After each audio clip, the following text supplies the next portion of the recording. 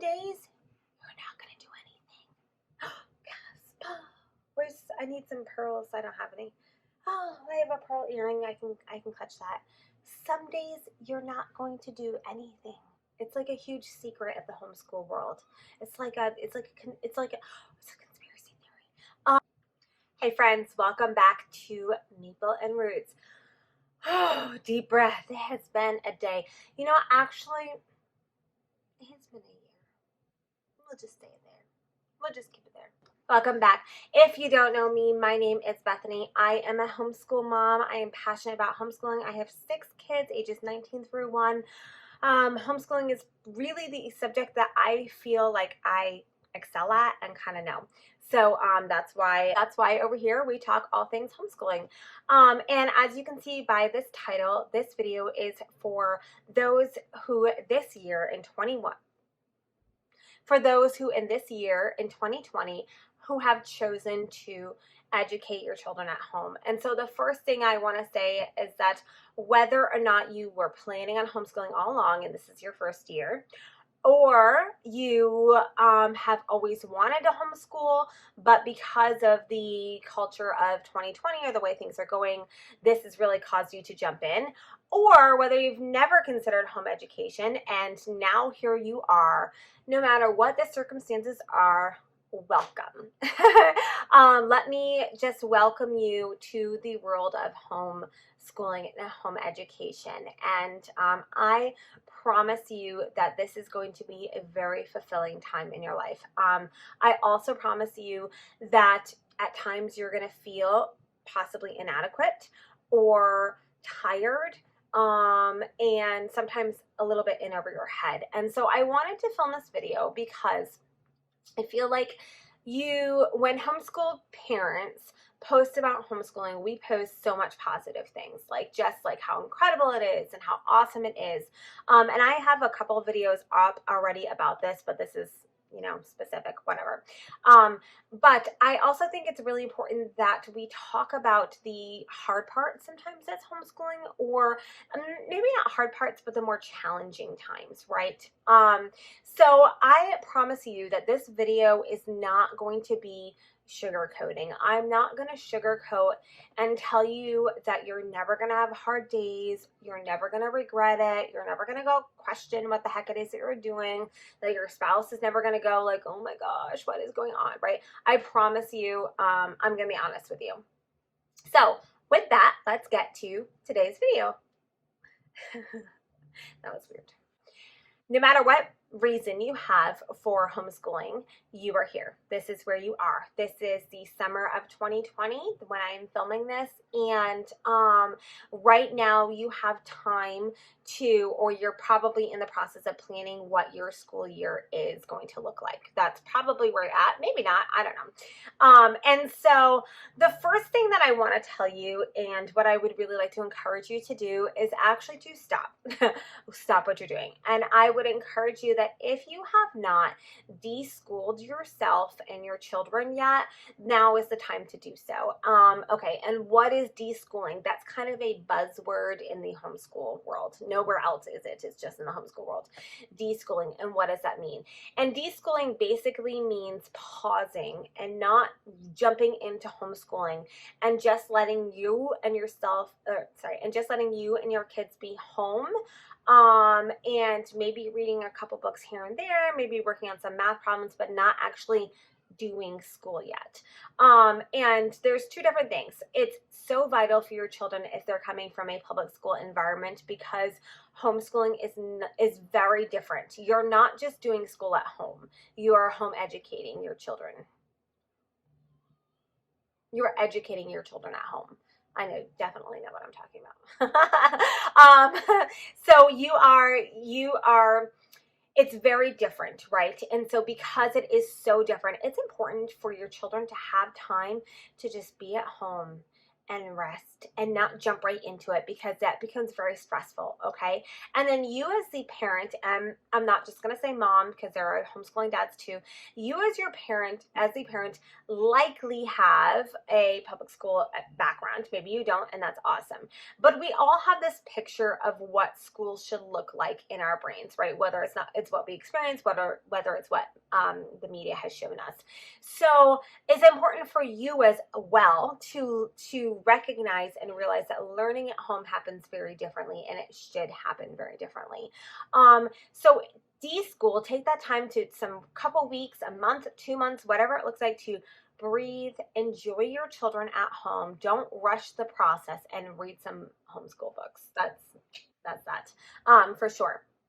And then when you've done that, I would really encourage you to look into finding what your homeschool style is. Where do you align? What do you fall? Because while you might have this picture of while you might have this picture of what education looks like, when you start digging deep, you might realize, like, wow, like I really, really love the Waldorf method of homeschooling, and you want to dig into that and dive into that. And the beauty of homeschooling is that it doesn't have to look like a regular classroom or a regular education or standard education. And there's like a hair on my face and it's driving.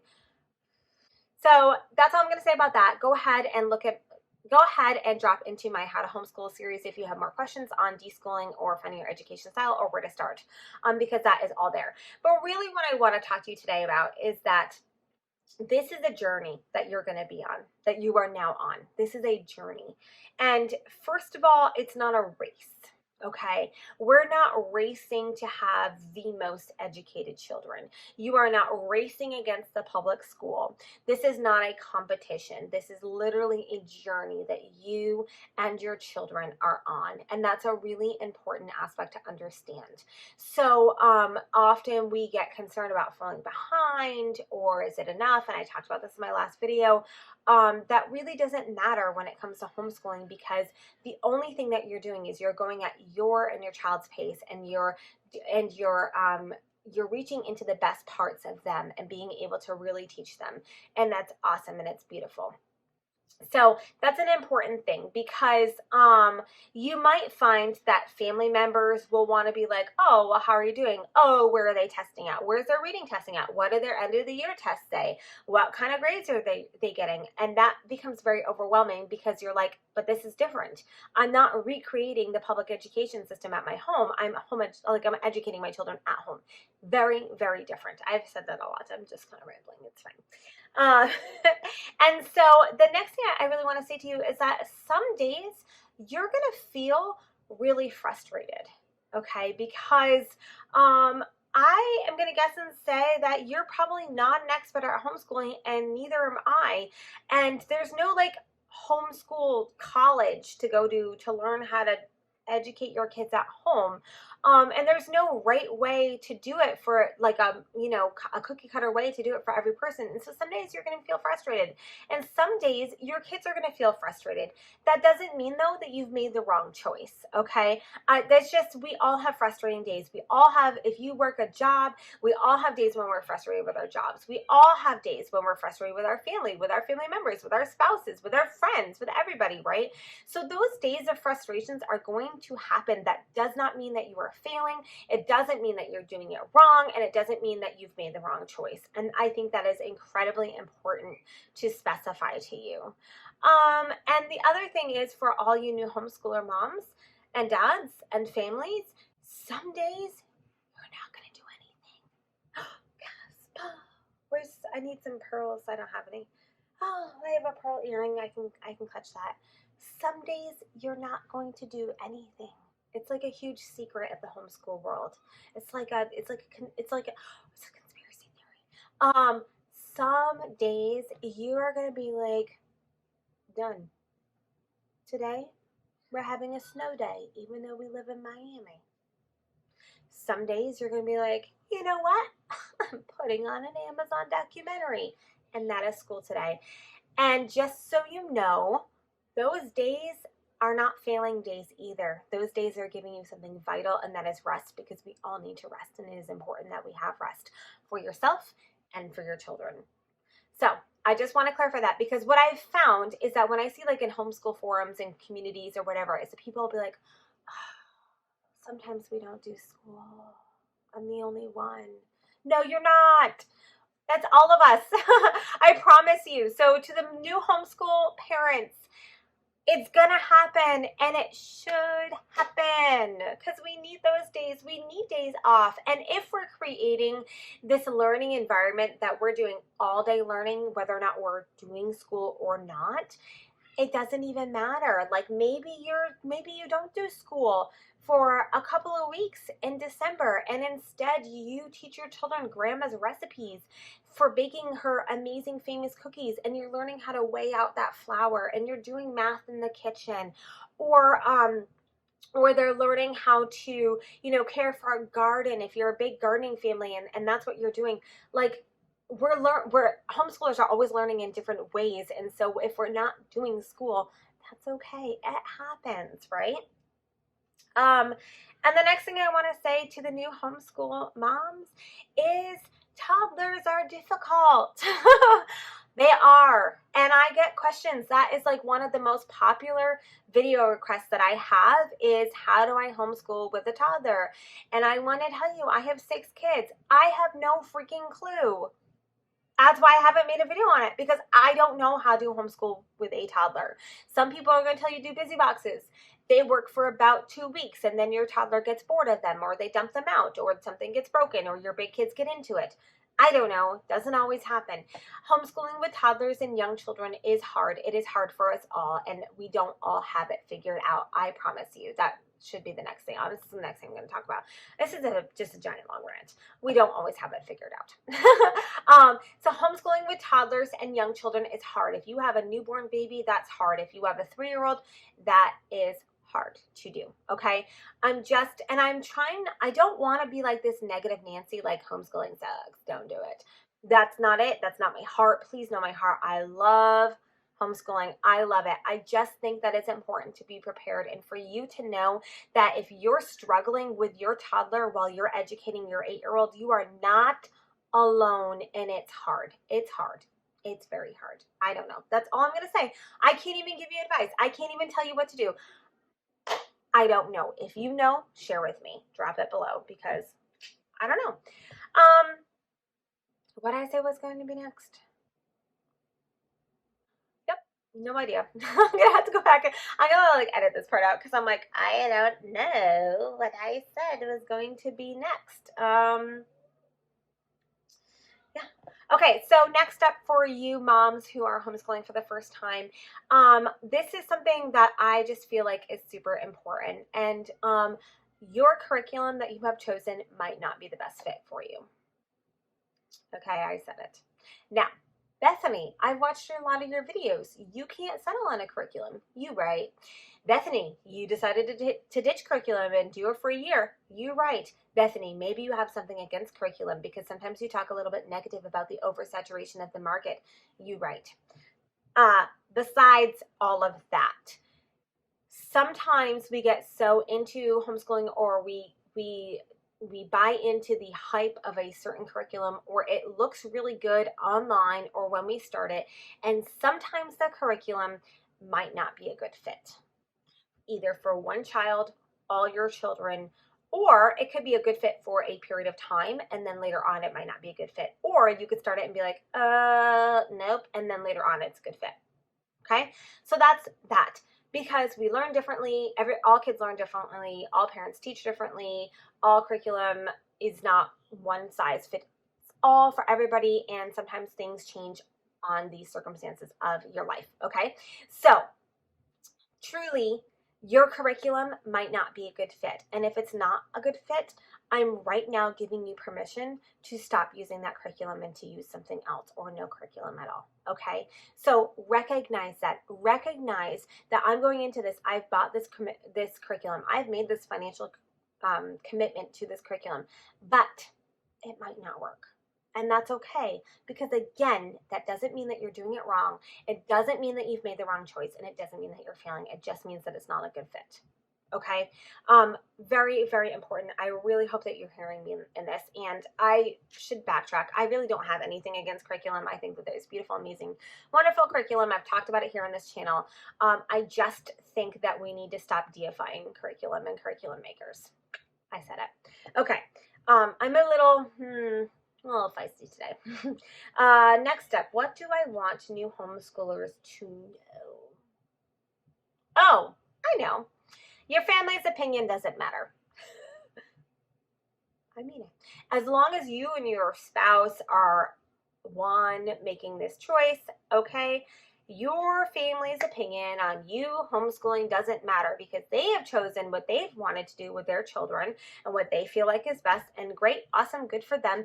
These are your children that God has given you, and you are in control, and you can decide about what is best for your family. So the outside opinions of your family, your friends, your online communities, Facebook, Twitter, Instagram, the government, whatever, doesn't matter. These are your children, and you get to decide how you're going to educate them. So if your heart has been pulled and pulled and pulled and pulled towards homeschooling, and you don't have the support of your mom or your dad or your aunt, nephew's cousin, it doesn't matter. You need to be obedient, and you need to do that because you know your children best and you know yourself best. Okay. So I just want to get into that. I feel, okay, I'm like 16 minutes into filming. This is 16 minutes worth of rants. I'm so sorry. Okay, anyway, your family's opinion doesn't matter. You just need to do what's best for your children. And I say that, and maybe it's easy for me to say that because I've always had support of my family for educating my children at home. And I mean, my parents have no choice. All their grandkids are homeschooled, so they have to be a little bit biased towards homeschooling. But I mean, really, truly. Oh, I guess I'll go to the next part. The next part is your kid can go to college. Mine did. So I guess follow my example.